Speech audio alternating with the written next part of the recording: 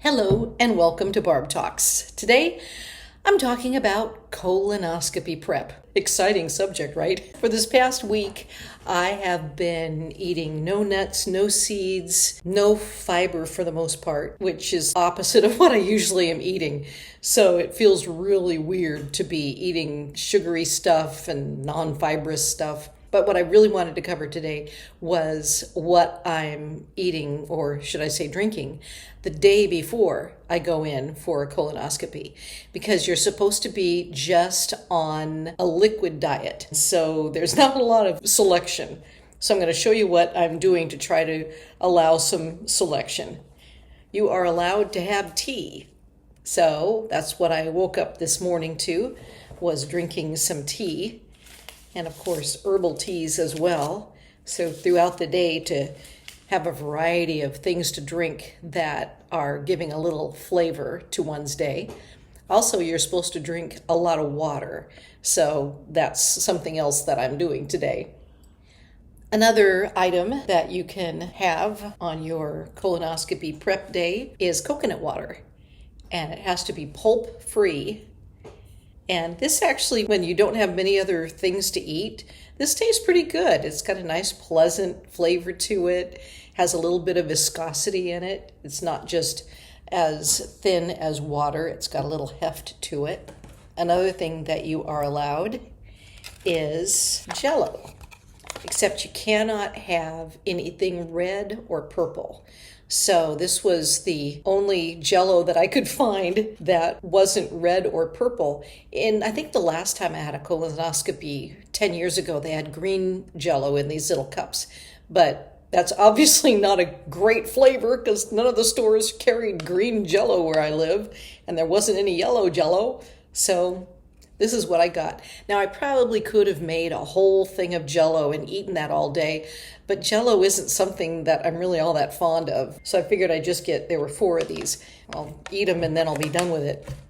Another thing you can have is plain seltzer water, also pops or sodas. But I'm not a soda person. I don't drink a lot of sugar, so I haven't had this yet. It's kind of something that I have on hand just in case I need it, but it kind of gives me gas. I don't really want gas, so I haven't had that. One of the things I've been really enjoying has been the chicken broth. Now, it can't be bone broth because that has too much sediment. It needs to be clear of the things that you have today. So just plain old organic chicken broth. That has been wonderful because it gives you something salty to grab onto besides all the sugary sweet stuff. And then another thing you can have is apple juice or grape juice, which again is more sweet stuff. They said you could have popsicles as long as it's straight fruit juice and no purees. And I wasn't able to find those either in the stores that I went to, so no popsicles for me. And you can have hard candy as long as it's not purple or red. But, this isn't the time of year. It's summertime here, and I don't find a lot of hard candy. But they said you can have cough drops, and they recommend something with menthol in it. And my husband eats these regularly to keep his mouth moist when he's doing performance and just when we're on long walks, and he doesn't want to have to bring water along. So I haven't had one yet, but I have been warned that the colonoscopy prep drink is so foul that you'd want to have a menthol cough drop to eat between drinking it. So I have this just in case I need it. And I tell you, when you can't eat something, you want to keep your body full of fluid so that you're not hungry. So I'm just like chugging down this coconut water and the organic chicken broth. This morning I had the Jell-O for breakfast, 2 Jell-Os for breakfast, and I'm going to have 2 Jell-Os for dinner as my excitement of the day, even though this particular Jell-O says it's 98% grape juice.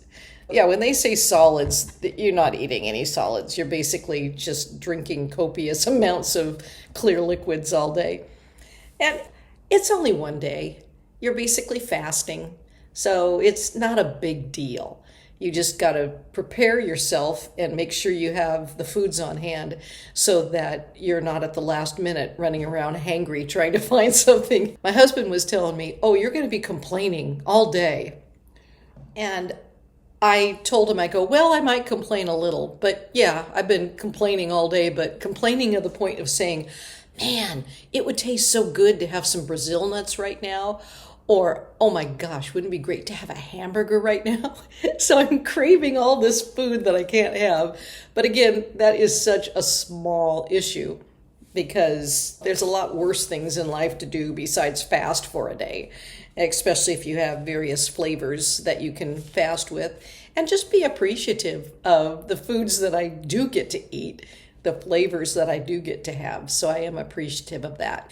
The prep that I'm going to drink, it's this really big bottle. It's in the refrigerator right now because I think it's like 64 fluid ounces of stuff to clean you out. So at 6 o'clock tonight is when I start drinking that. And the recommendations is that every 15 minutes you drink 8 ounces and then take a cough drop in between. So it's a lot of cough drops. Maybe I'll just like suck on it and then drink the next thing so I'm not eating all these cough drops.